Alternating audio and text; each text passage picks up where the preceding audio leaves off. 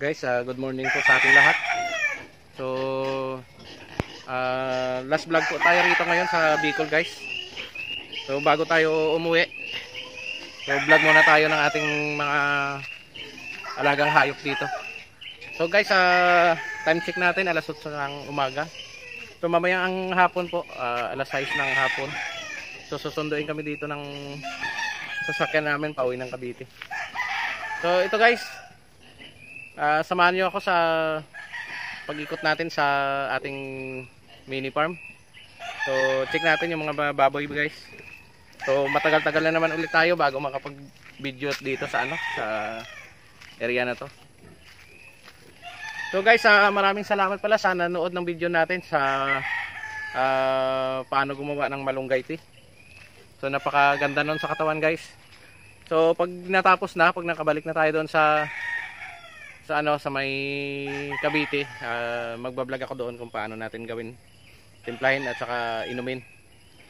So guys, bago tayo pumunta ngayon sa ng baboy, kuha tayo ng pagkain guys. Ito, Madre de Agua sa likod. So harvest tayo guys para pangpakain natin sa kanila. So samahan nyo ko guys sa video natin ngayong araw.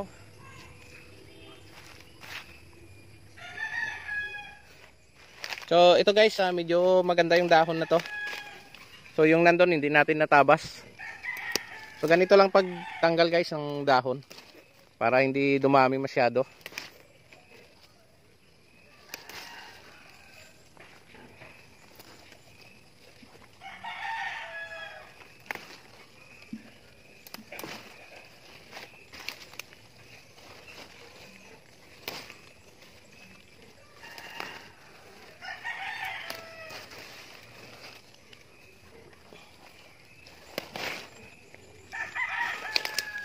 Yan guys, lagay muna natin dyan.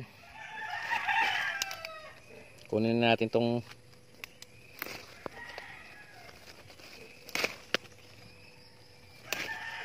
pag gumulang kasi siya guys, hindi na masyadong maganda. Papangit na yung dahon.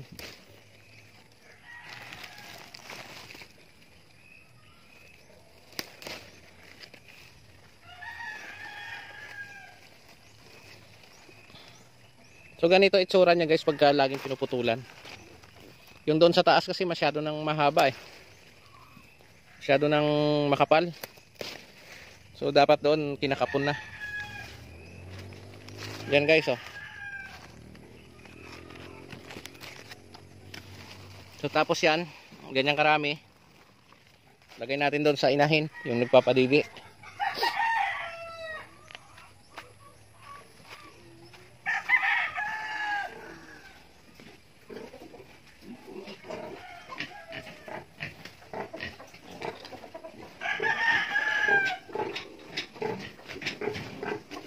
O dito na lang guys isang inahin. Yan, sayo na yan.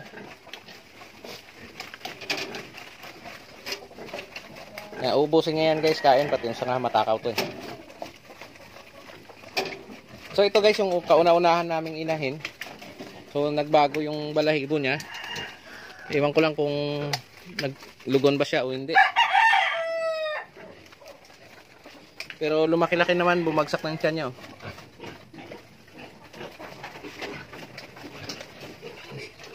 So check natin guys itong ating inahin na isa. Yan oh. Maganda-ganda rin yung mga biik eh. So ito kasi guys ang kulungan na naka-design talaga pang ano lang, pang breeder.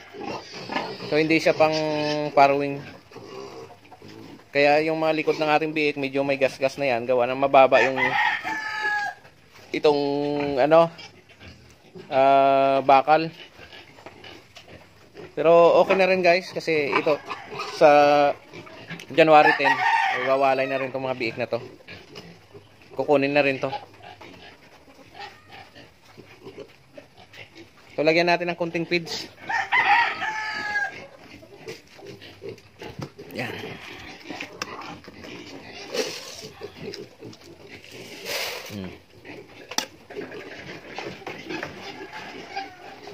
Yan. Hindi tayo nakakapaglinis ng kulungan guys, gawa ng malamig. Magdamag umuulan.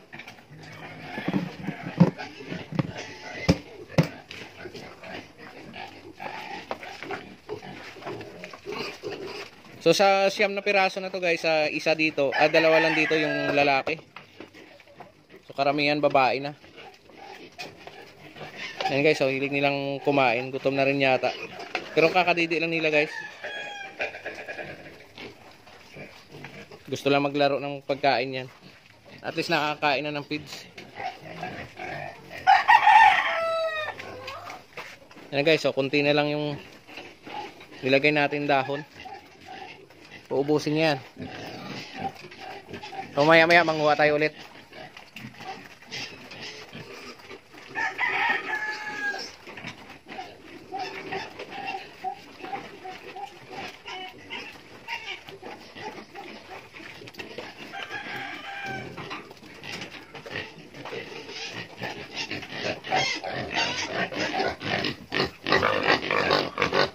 Ano, gutom na? Nangingi na naman yan ng pagkain. So, lagyan natin.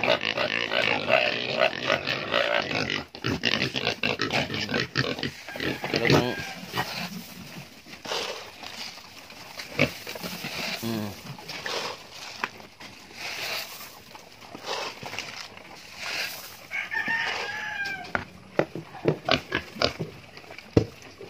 lagyan natin tubig.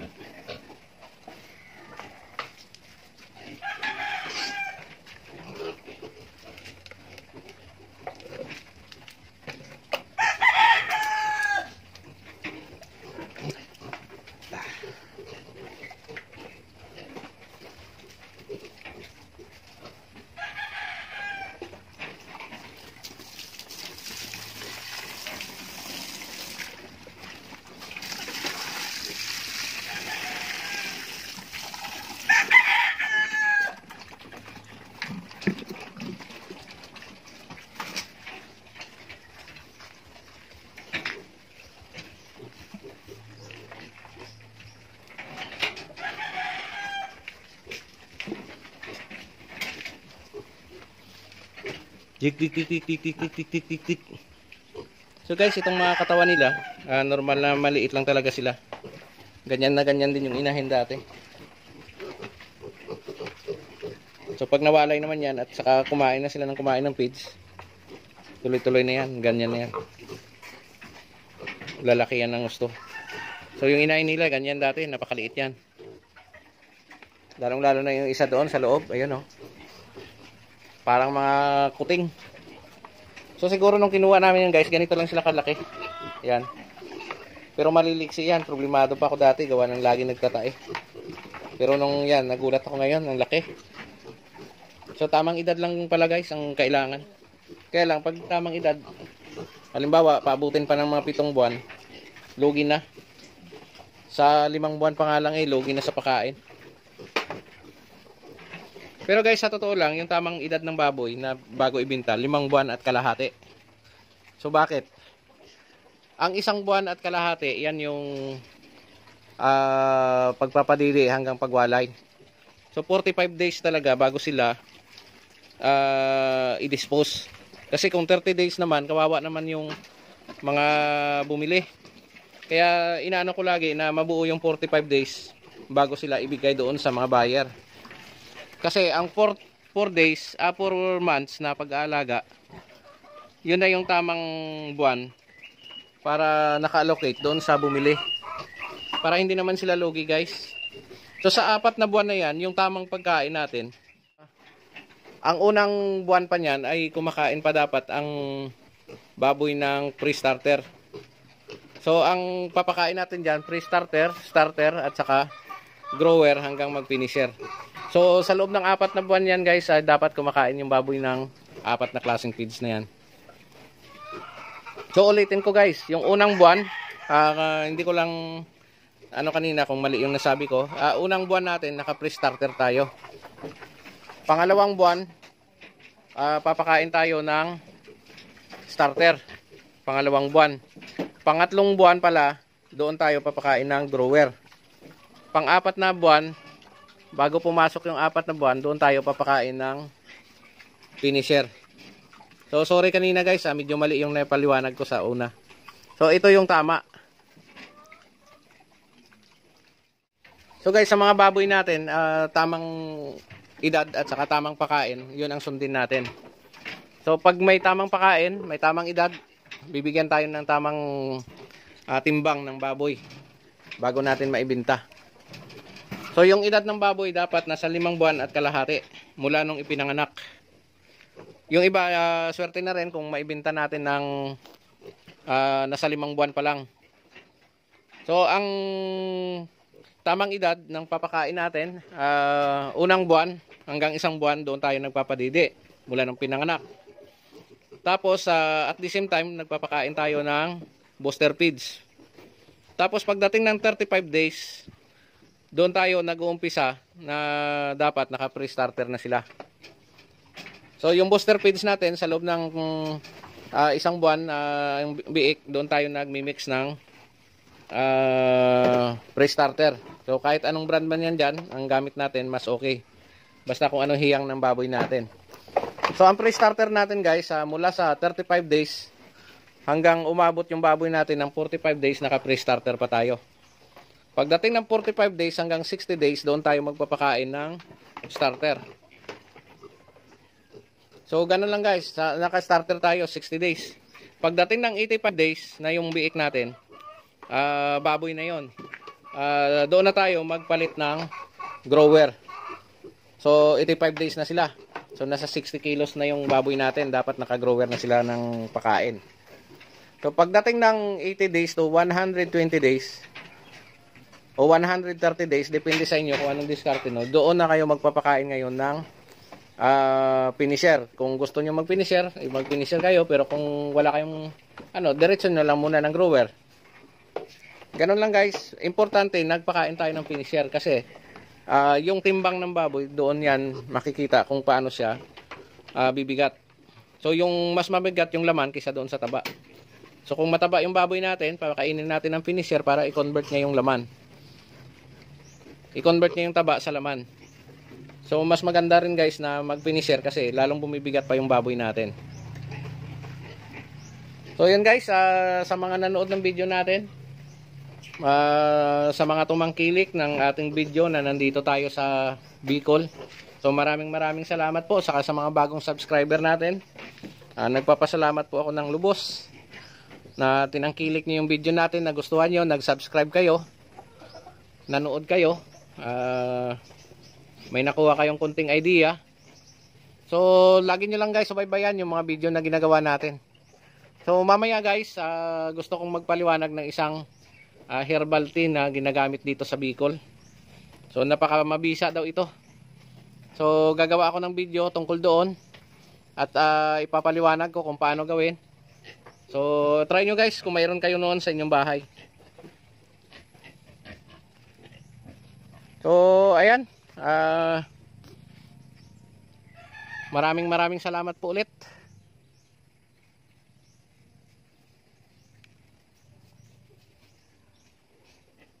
So yan guys, mamimiss ko tong area na to. So after 1 year na naman siguro natin to madadalaw. Siyempre yung hanap buhay namin doon nasa Cavite. Doon nagtatrabaho si Mrs. Dito naman guys, wala kaming hanap buhay. So maraming salamat ulit. So God bless at saka until sunod na video na naman natin sa Cavite. Thank you po.